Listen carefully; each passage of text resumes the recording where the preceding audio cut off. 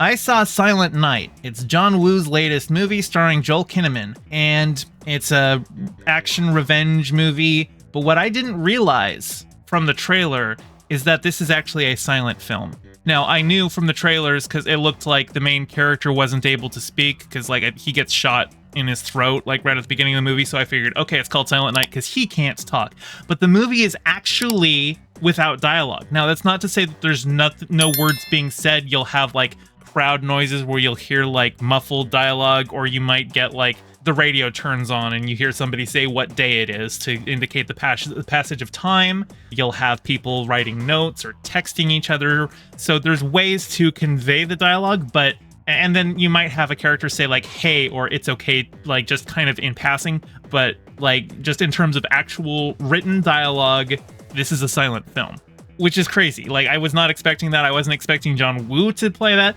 And there's some clever uses of that. Like, for instance, I said, like, you would have text messages. And since it's a story about a guy his son is killed by a stray bullet after, like, a drive-by happens. Like, there's just, a gang fight happens on his street, and his kid just gets hit with a stray bullet. And because, oftentimes when a child dies, it can break up the marriage. There's a scene where his wife is just in the next room and she could easily just walk over and talk to him, but she doesn't. Instead, she texts him, and that way we have the conversation. We can see it on screen. They just flash up the texts, but it also demonstrates the growing distance between them, where even though she's one room over, she would rather text him than actually talk to him. A lot of really good, just, emotive acting. Joel Kinnaman is a great actor. I've seen him in a bunch of stuff. He's been in The Suicide Squad. He's in For All Mankind. Dude's a great, versatile actor. And this isn't like necessarily like the Oscar-winning role for him or anything, like, right? It's kind of a schlocky action revenge movie. But I do appreciate that John Woo was going for something a little bit more artistic. And John Woo has always...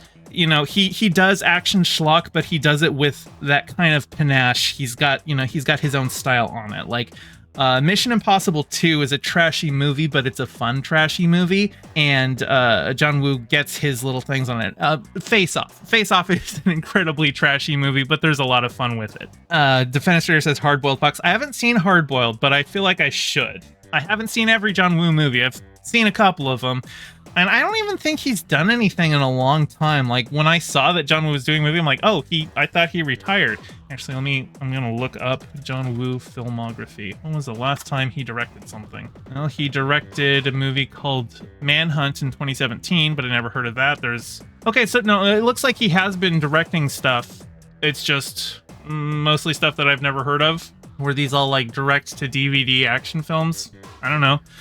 I think the last movie of his I saw before Silent Night was Paycheck, which was in 2003, starring Ben Affleck and Uma Thurman, which was not a good movie.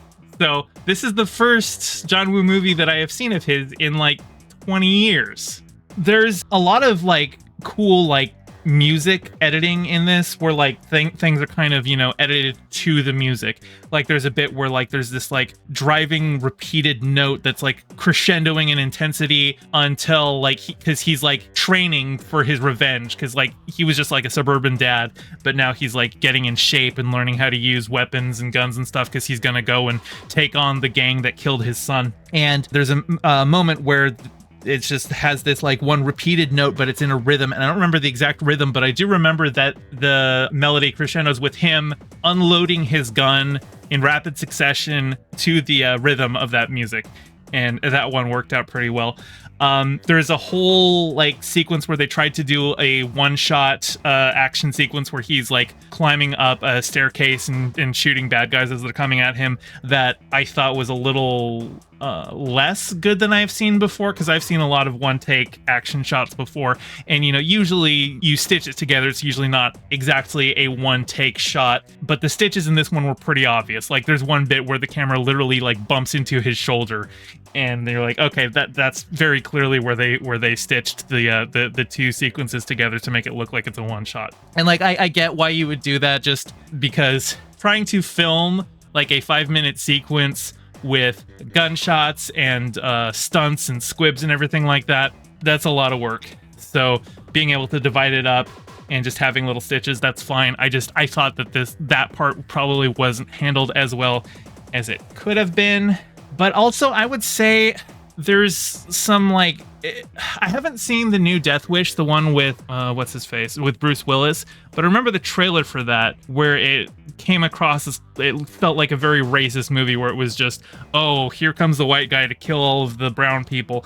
And this kind of has a similar vibe because he's taking on, I think it's called the G17 cartel. It's very obviously supposed to be MS-13, like he lives in a Texas border town. And so there's some unfortunate implications there, although he does team up with a local detective who's played by a black guy, which I kind of imagine that they did that specifically. They're like, let's give him a black guy to team up with to kill all of these guys so they can't accuse us of racism, even though every single villain in the movie is a scary looking Mexican, which kind of bugs me. I would like to see buff Mexican guys playing roles other than scary looking gangsters. It's kind of tiring for me. Jade says it feels pretty racist if you ask me. Yeah, like I said, it doesn't ruin the action of the movie. I thought the action was all very well executed. That kind of a messaging, especially because here's the white suburban dad who their kid is just randomly shot due to, gang violence that's spilling out into the suburbs now. There's really bad implications there that I enjoyed the movie, but I have to, I have to be aware that some people are probably going to enjoy this movie for the wrong reasons. I see, so it's racist boomer fuel. Yeah, kind of. Like I said, I think you can enjoy it if you aren't racist. I just think that racist people might be enjoying it for the wrong reasons. But I really did like seeing John Woo attempt a silent film. I can't remember the last time. No, I can remember the last time I saw a modern silent film, and that was WALL-E. Now, granted, yes, there's actual dialogue in WALL-E, but still, WALL-E himself was basically supposed to be Buster Keaton. The robots don't really talk. They'll say their name, and that's about it. For the most part, WALL-E is filmed as a silent film. So that's probably the last time I saw a movie try to replicate, making a silent film. I would like to see more people attempt something like this, and hopefully something that, racist boomer dads aren't going to be like, oh, this is the movie for me, Noctop says, would Gary the crypto fascist from Disco Elysium enjoy this movie? If he would, I'd rather avoid it. Well, I've never played Disco Elysium, so I don't know who Gary the crypto fascist is, but I don't know, maybe. And Transgirl Jade says, WALL-E is such a wholesome and cute movie. Yes, WALL-E is probably my favorite Pixar movie. Valhalla Vidia says, American History X can be like that. Good film with a solid message, but enjoyed by the wrong types of people. Yeah, the problem that American History X made was that they made the Nazis look cool. And that's why Nazis like that movie. Because Edward Norton's character looked cool. When he was going out and committing hate crimes, he looked cool doing it. And, with his head shaved and all of his tattoos and him being in shape and everything like that, he looks badass. He doesn't have he doesn't look like the failures of white inbreeding that that Preacher comic where it's just how come everybody who's fighting for the master race is the worst example of it? Where the fuck is your chin? But anyway, that unfortunate stuff aside, I did enjoy Silent Night. I was pleasantly surprised going into it to learn that I was getting a silent film.